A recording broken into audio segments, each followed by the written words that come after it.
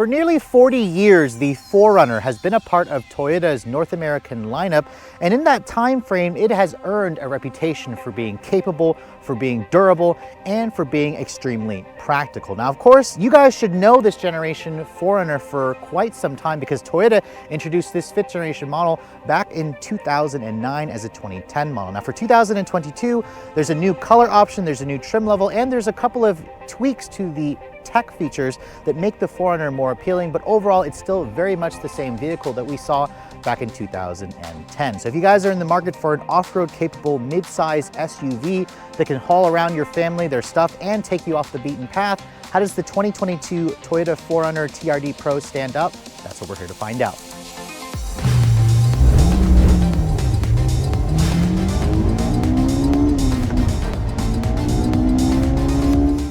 So this is usually the part where I tell you about all the changes that Toyota has made for the exterior for 2022. However, there really aren't any changes. Toyota has, for the most part, kept this SUV the same since it gave it a big refresh back in 2017. However, I can report on a couple of small changes besides this beautiful lime rush green exterior color.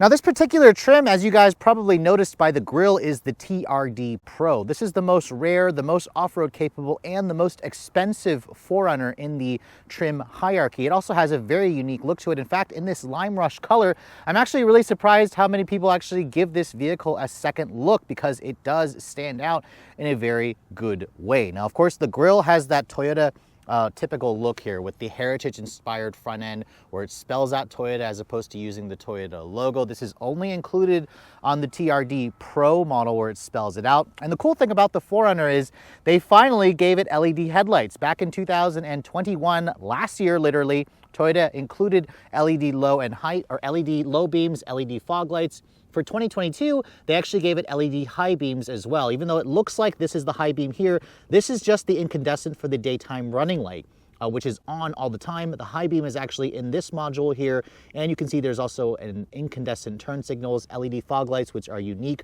on the TRD Pro model. Surprised to see these vents here are fake, a little bit annoying. However, those vents are real. This right here is the sensor for the Toyota Safety Sense Safety Sense P. It's their older system.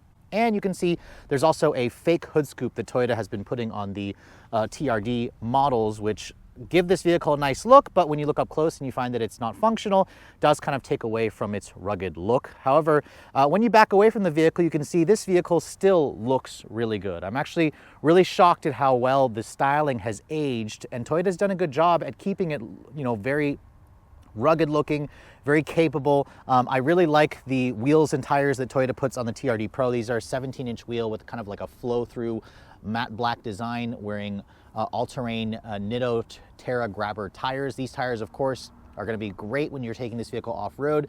And because this is the TRD Pro model, it does give you a little bit of a lift in the back with the Fox shocks, and you have a total of about 9.6 inches of ground clearance. So just under 10 inches. There is no height adjustable air suspension here. This model here also has a part-time four-wheel drive system with a locking rear diff, and you also get Toyota's multi-terrain select system, which is included on the TRD models. Now, of course, looking at the rest of the profile, you can see this vehicle is a really nice size. At 191 inches long, it still rides on the same 109.8 inch wheelbase. It's on the smaller side when you look at other mid-size SUVs, but this is a little bit bigger than something like the four-door Jeep Wrangler or a Ford Bronco. Remember, this is what the 4Runner technically competes with. You have to compare things like the Explorer and Pathfinder to crossovers that have 7 seats. You can get a third row seat in the 4Runner still, but most people, of course, really like the 4Runner as a 5-seater SUV. Now, if you're looking for a pano sunroof, it's not available. Instead, you just get a standard sunroof. I love this really nice roof rack at the top where it's extra durable, and Toyota even offers like a Yakima rack if you guys go for the new Trail Sport model. And then you can see here, looking at the rest of the profile at the back, things haven't really changed too much. You have these LED combination rear taillights. You can see the brake lights are LEDs, same with the taillights, but the reverse light and the turn signal is just an incandescent design. The TRD models also give you kind of this black right here for the 4Runner script that's on the tailgate, and then you have these black accented badging and whatnot. The bumper also is slightly unique on the TRD models to give you better approach and departure angles. This vehicle will tow a maximum of 5,000 pounds. And then the cool thing about the 4Runner is this window still rolls down. You can actually lock and unlock the vehicle from this new button right here, which I feel like I didn't see before. The one thing that kind of annoys me about 4Runners is the fact that this vehicle is pretty expensive and Toyota does not offer a power liftgate on this vehicle. They really should have added that over the years, so that's one tech feature that Toyota should have added to keep this vehicle a little bit more appealing, especially in today's modern age. Now, the cool thing about this vehicle is it does have a good amount of cargo room. You can see you have this little shelf that like actually slides out, which is a really great feature. Apparently owners really love that. This will hold a maximum of 440 pounds. It does eat into the cargo space a little bit. It reduces it by 1 cubic feet, but you still get around 46.5 cubic feet of space with the second row seats up. If you want to fold down the second row, which requires a two-step process, you can't fold it down from the back here. You actually have to come over to the side of the vehicle. You have to open up the door and you have to pull the seat bottom cushion down, and then you have to pull this down to fold the headrest down. And then you can push a button right here and that drops the seat down. Now, when you do that, it does expand the cargo capacity to around 88 cubic feet, which is pretty big. However, you can see because the seat is kind of in the way, it is eating up a little bit of your total cargo room. But once you do that, the 4Runner gives you a nice flat load floor and it remains an immensely practical vehicle if you need to haul stuff. So on the outside, there are very little changes to talk about, but what about the interior of this model? The first thing I want to show you guys, here's the key fob for the vehicle. It is Toyota's older, cheaper feeling intelligent access key. Thankfully for 2022, all 4Runners come standard with push button start and intelligent access. There was a time where you couldn't even get this feature on the top of the line model. So again, Toyota is addressing a lot of my concerns and a lot of consumer concerns on the lack of technology. But once you open the door and look at the interior, you can see the TRD Pro model includes its own unique color aspect with the Softex fake leather interior, the faux leather with the contrasting red stitching, the TRD logo in the headrest. The seats themselves look pretty old school, but they're surprisingly comfortable and supportive. They even include an 8-way power driver's seat with 2-way lumbar. However, if you're looking for memory seats, the TRD Pro is missing that. You have to go to a limited grade model, and it also doesn't offer cooled seat. These are only a 3-level heated seat.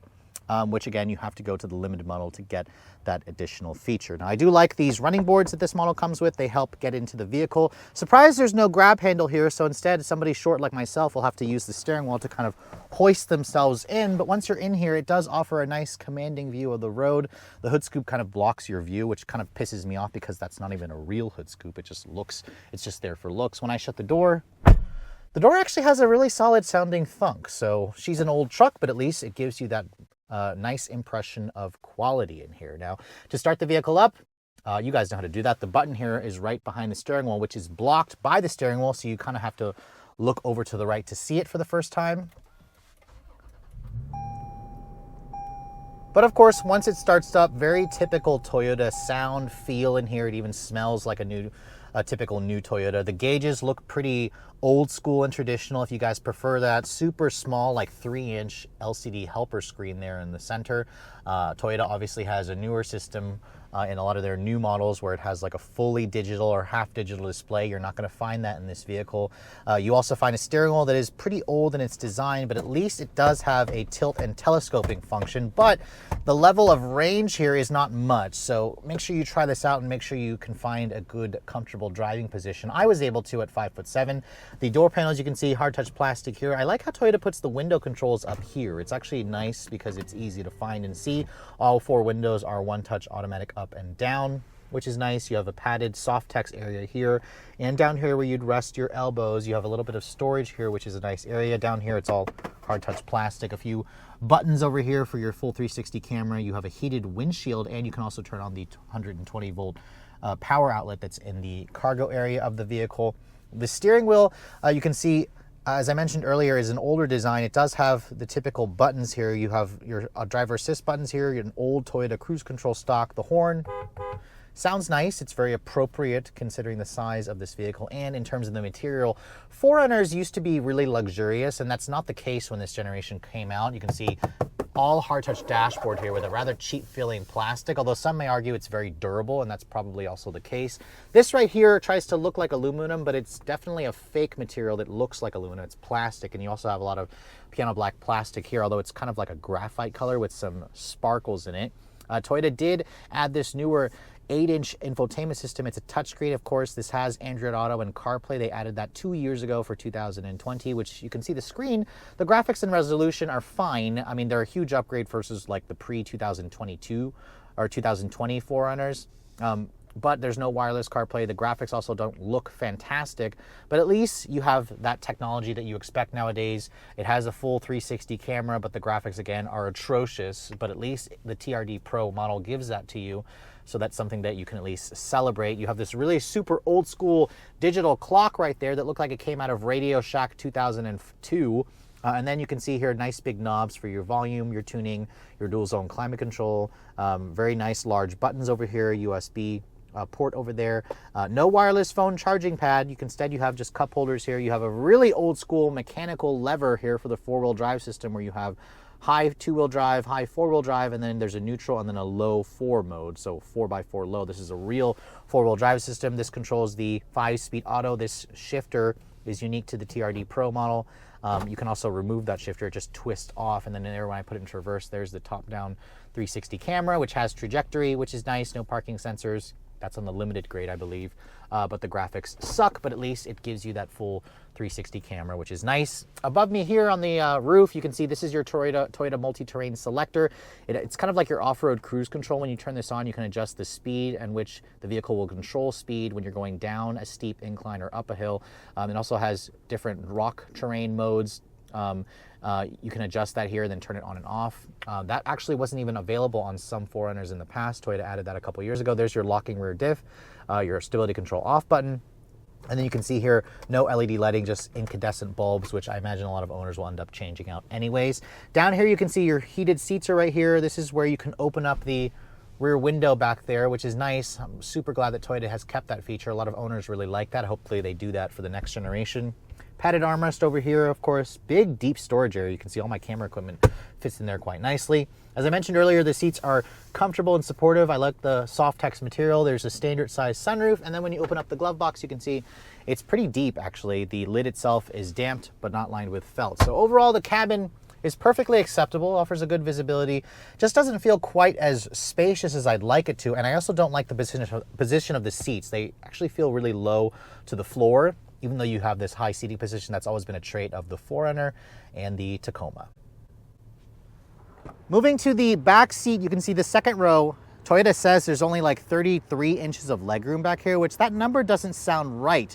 That is very small in terms of legroom, but you can see here in the real world, this actually offers a pretty decent amount of space. The seats themselves, they don't offer any recline ability like you might find in some of the more car-like rivals, but as I showed you earlier, you have to pull this bottom cushion out to fold down the seats to give you that flat, that completely flat floor. Now getting back here again, there's no grab handle. There would have been nice if there was a grab handle here to help somebody like myself get in, but once I get in and shut the door, you can see there's way more than just 33 inches of legroom back here. At 5'7", I can stretch out pretty easily. The floor isn't completely flat, but because the 4Runner's body remains relatively wide, you can fit 3 people across, but I'm noticing the bench itself sits up high. It could use a little bit more thigh support. I do like the fact that there are nice headrests. There's also an armrest here that folds down, gives you 2 cup holders. And in terms of the back seat features, no heated rear seats, but you do have rear seat air vents, which these vents look like they came out of like a 2002 4Runner. You have 2 USB-A charging ports. You have 2 map pockets, which is nice. You also have super old school incandescent dome light, and then same materials from the front seats here, same auto up-down window controls. But overall, the back seat is usable. And this is probably going to be very practical for somebody who has maybe 1 or 2 kids, especially if you don't need the 3rd row. But just know that some competitors, more car-like rivals, do offer a little bit more space in the 2nd row.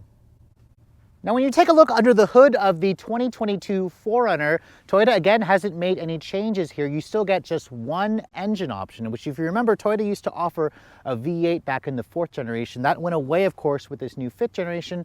Thankfully, this 4-liter does offer plenty of horsepower and torque, but it does, of course, suck gas much more versus some of its competitors.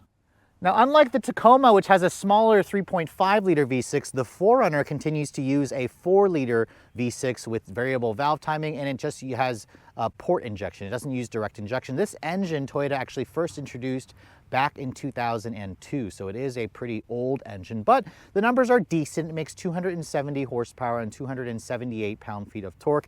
The downside with this big V6 is it still uses a 5-speed automatic transmission. It's down up to 5 gears compared to something like the Ford Bronco V6, which has a 10-speed auto. So again, Toyota really needs to update the powertrain for the next generation. There's no electrified option, there's no V6, or no V8, but this V6 drinks gas like a V8 because it's rated to get 16 in the city and 19 on the highway. Ouch, which is pretty abysmal fuel economy. Now, thankfully, this vehicle does use regular grade gas. However, it has a pretty big 24 gallon gas tank, and the most that I see in terms of the range on this model that Toyota dropped off with a full tank was around 330 miles. So you are looking at pretty expensive fill-ups and not very much range. This is a truck style SUV, so it will tow a maximum of 5,000 pounds, but because it's also a truck, it makes the 4Runner pretty heavy at around 4,700 pounds.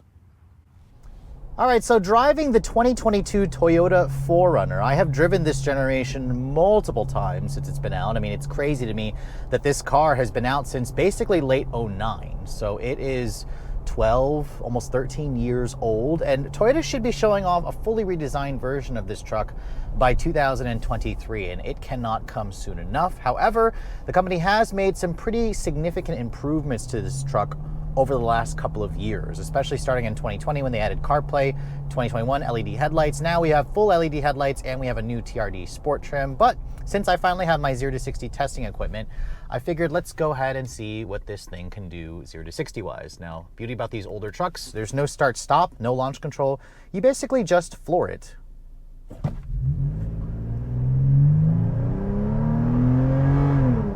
Still a little bit of a raspy sound from that V6.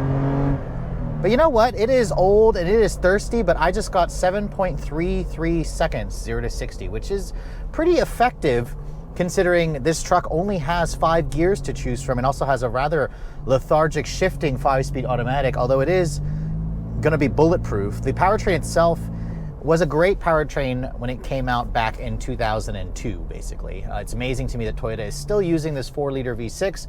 However, it does feel more powerful than the 3.5-liter V6 that you find in the Tacoma, which also has a 6-speed automatic as opposed to this 5-speed. This truck still feels decent off the line. It's really where you're only going to notice the differences or the fact that it is a little sluggish when you are trying to pass somebody on the highway because it has so few gears. But let's go ahead and try it one more time, see if I can get a consistent number here.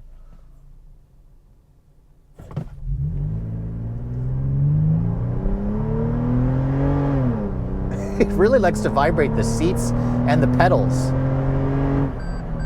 And there I got 0 to 60 in 8 seconds. So let's just say around 7.5 seconds, we'll average the two out, which obviously is not as fast as something like the new Jeep Wrangler.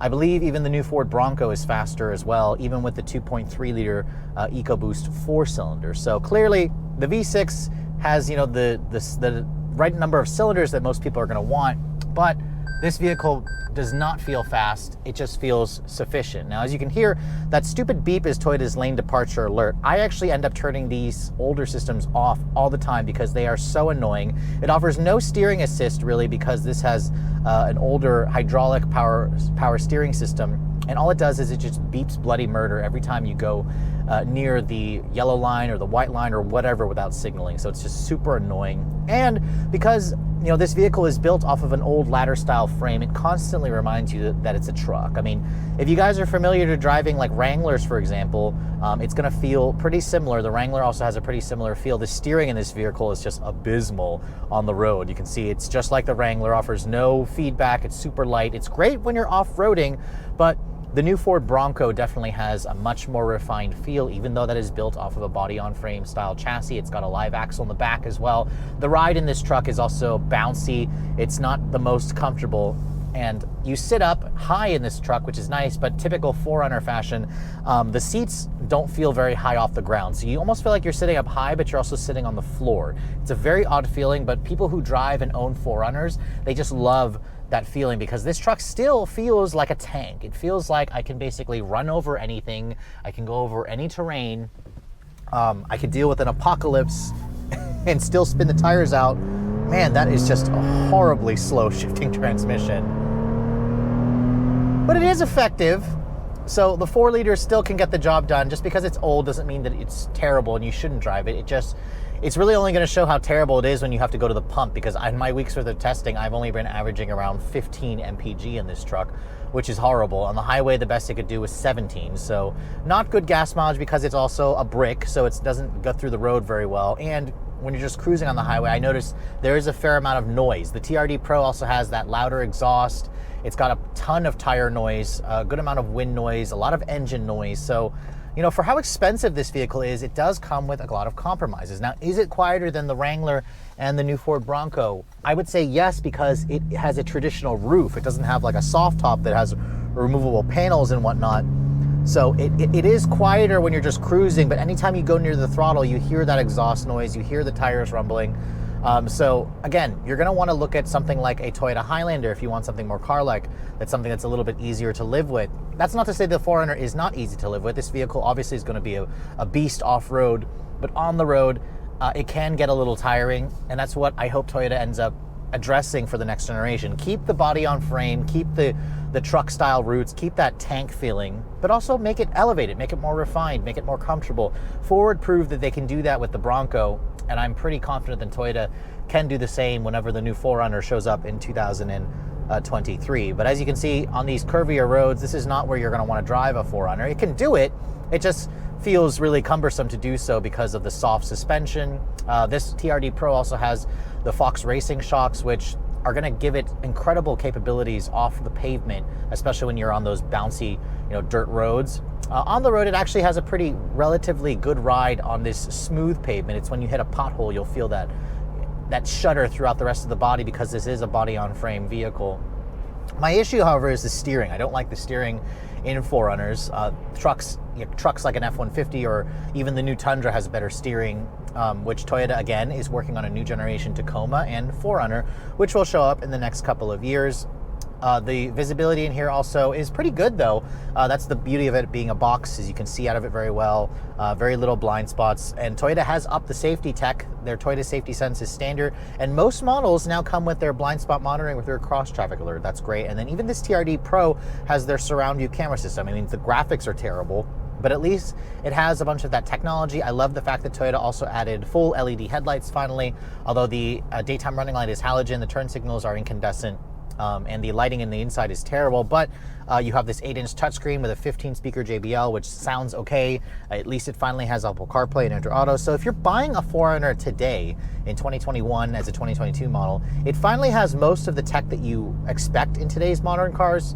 This vehicle does still come with compromises, but at least the tech is there, even though it is older tech. This is not the newest tech that you find in a lot of the brand new Toyota models. But overall, I'm still relatively, liking this vehicle. It has a certain charm to it, a certain ruggedness to it, a certain durability to it. Like, I feel like I can drive this vehicle for years. It's never going to break, and that's precisely why Toyota still sells a crap ton of these old trucks, because people love the reliability, the capability, the durability, and that's really what they want in a 4Runner. So Toyota has a pretty uphill task at hand for the next generation model, and I'll be curious to see what the 2023 6th generation 4Runner will be like. So after spending a week with the 2022 4Runner TRD Pro, as much as I want to quickly dismiss this vehicle as an old goat that you should just skip until the 2023 redesigned model comes out, there is still plenty to like here, especially if you guys prefer an old school SUV and you plan to keep your vehicle for 10 plus years, because the 4Runner, this current generation, is going to last you that plus even more years, because 4Runners have been known for being extremely durable vehicles. As you guys saw during the driving scene, it still comes with all the usual compromises with a truck-based SUV. Bouncy ride quality, terrible steering, an interior that feels a little bit tight compared to the exterior dimensions, and its poor gas mileage. But thankfully, at least Toyota has added their Toyota Safety Sense P, even though it's the old generation, it just kind of annoys the crap out of me. And it also has, finally, Apple CarPlay and Android Auto. It has a decent JBL sound system. It finally has LED headlights, and if only Toyota had added things like a power liftgate And if you guys want to get cooled seats and memory seats, you do have to downgrade from this TRD Pro to the Limited. The Limited trim is the only one that gives you those luxury options, but it does still come with a surprisingly decent amount of tech. It has really, really roomy accommodations for the cargo area and the back seat. Even though the numbers don't show much space, in the real world, I find it actually has plenty of space. I just probably wouldn't use the third row if you guys do go for the third row seat model. Just get a Highlander if you need to actually carry 7 passengers. Now, of course, that brings me to the price of the current generation 4Runner. They start at around $37,000 for the base SR5. All of them come standard with 4-wheel drive, thankfully.